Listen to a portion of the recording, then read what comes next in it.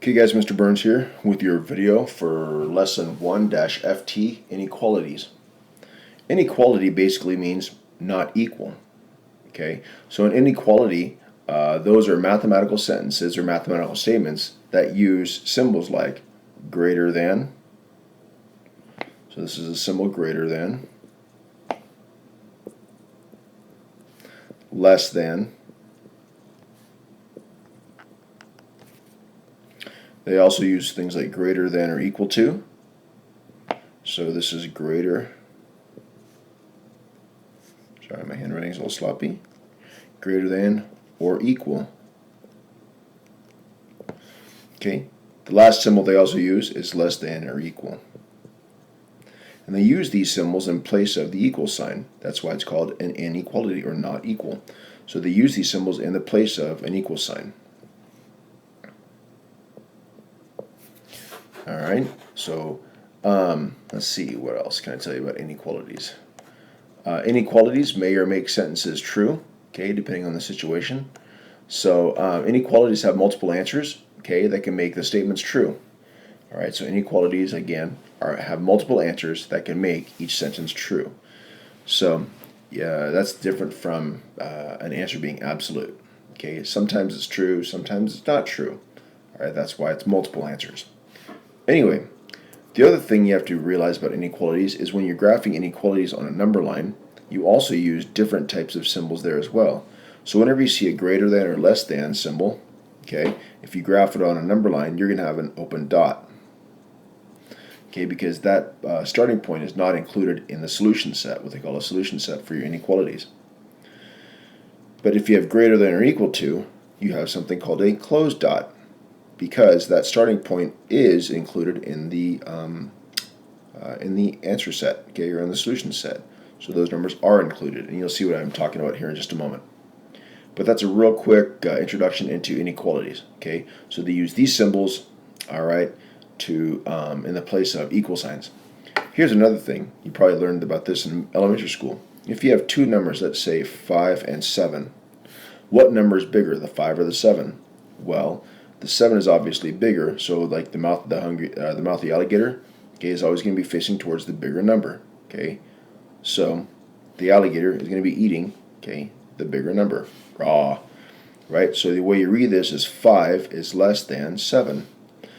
Something else you can write, if you said 3 and 1, all right, is 3 greater than or equal to 1? Well, 3 is greater than, okay, 1. Another way to think about it too is the arrow is always facing to the smaller number. So the arrow in this case is facing towards the 1, or pointing towards the 1. All right, so that's another way to think of inequalities as well. Okay, let's go ahead into the first. Let's go to the first lesson in your packet. So on this one, it says the symbol, that right there, is read as less than. Okay, and is shown on a graph with an open dot and an arrow pointing to the left. So whenever you have a less than situation, your arrow is always pointing to the left. Think less than left. Okay, number 2, the symbol greater than or equal to is read greater than. See if I can fit the word greater than. So greater than or equal. Okay, let's see if I can. So greater than or equal to, and is shown on the graph with a closed dot and an arrow pointing to the right. So greater right. So less than left, okay, and then the greater right. Okay, for numbers 3 through 5, the solutions to inequalities can be represented on a number line like shown below. Each inequality has an infinite number of solutions, so infinite doesn't stop. The number line diagrams, okay, below, show a visual representation of each inequality statement. The opened or closed circle shows whether or not the starting point is included in the solution. A closed or filled in circle includes that value, while an open circle does not include the value. An arrow is used to indicate that the solutions continue indefinitely in that direction. Okay, so here we go, number 3 through 5. It says write an inequality solution for each graph shown below and use x as the variable. So here's what I like to do. I like to start with my variable first. So my solution x, okay, is it less than or greater than, less than or equal to, or greater than or equal to our solution or our starting point? So our starting point is -3.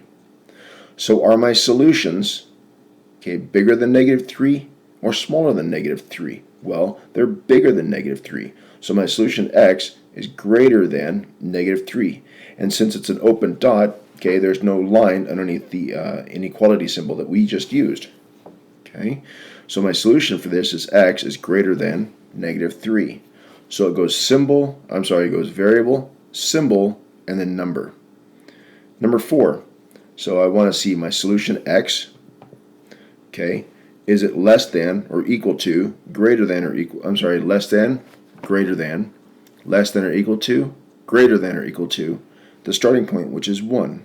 Well, I'm going to look at these solutions there. Are they to the left of the solution or to the right of the solution? Well, they're to the left. So my solution x is less than, okay, or equal to 1. And why is it equal to? Because it's a closed dot. Okay, so it's a closed dot going to the left. So it's less than left. All right, and then number 5. So my solution x, are those solutions to the right of 1 or to the left of 1? Well, they're to the right of 1. So my solutions x are greater than or equal to, because it's a closed dot, so it's greater than or equal to, okay, the starting point, which is 1. So x is greater than or equal to 1. Okay, number 6 and 7. For number 6 and 7, your instructions are write an inequality for each statement and graph the inequality on a number line.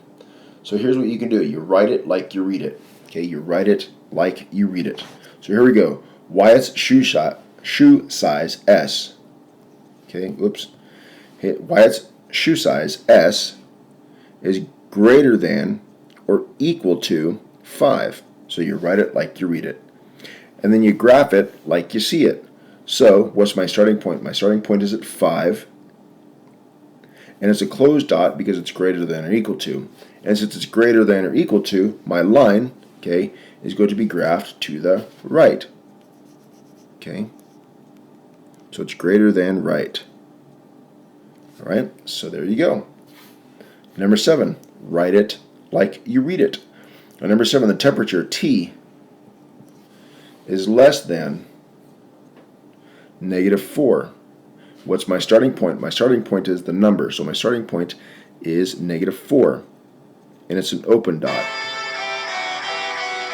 There goes my alarm. My alarm always goes off at 9:55 p.m., which tells me it's time to go to bed. But I'm up late again, making videos. What the heck? Why not, right? Anyway, back to number 7. So my temperature T is less than -4. So it's less than left. So I'm going to the left. There we go. That's it. Let's jump to the next page. Alright, so for numbers 8 through 10, it says draw a line to connect each statement to its corresponding number line. And then number lines may only be used once. So you know what? Here we go. Number 8. It says Pete ate more than, okay, so I'm going to say P. Or I'm going to write it like I read it. So Pete, P, ate more than 2 apples. Okay, so if he ate more than, what direction is he going? Well, he's going to the right. So the solution, P, is going to be greater than 2. Which one of these graphs shows solutions that are greater than 2? Well, that's B. So number 8 goes with graph B. Okay, number 9, the puppy's weight, okay, W, is at least 2 pounds. So if it's at least 2 pounds, okay, it's going to be greater than or equal to the starting point, which in this case is 2 pounds. So the solution W is going to be greater than or equal to 2. And which graph shows that? That's A. Oops, it's kind of an interesting line. So A shows a graph of where the solutions are greater than or equal to 2. All right, number 10. On number 10, it says Chris texted for less than, okay, 2 hours. So Chris's texts, okay, were less than 2 hours. Which graphs shows solutions that are graphed to the left, okay, or less than 2? That would be C. And then obviously, well, maybe not obviously, maybe there's a mix-up, maybe there's a typo, maybe these guys made a mistake when writing the textbooks. Who knows? So let's check it. So number 11, Olivia bought at most 2 carrots. So the amount of carrots that she bought, okay, is going to be, since it's at most, so the most they can buy is 2. So the number of carrots, okay, is going to be less than or equal to 2. So which graph shows a solution where C is less than or equal to 2? That is definitely D. All right, that's it for this video. Let's go ahead and get out a piece of paper, pencil, and a calculator, and let's get ready to write down our assignment. Nice job, you guys.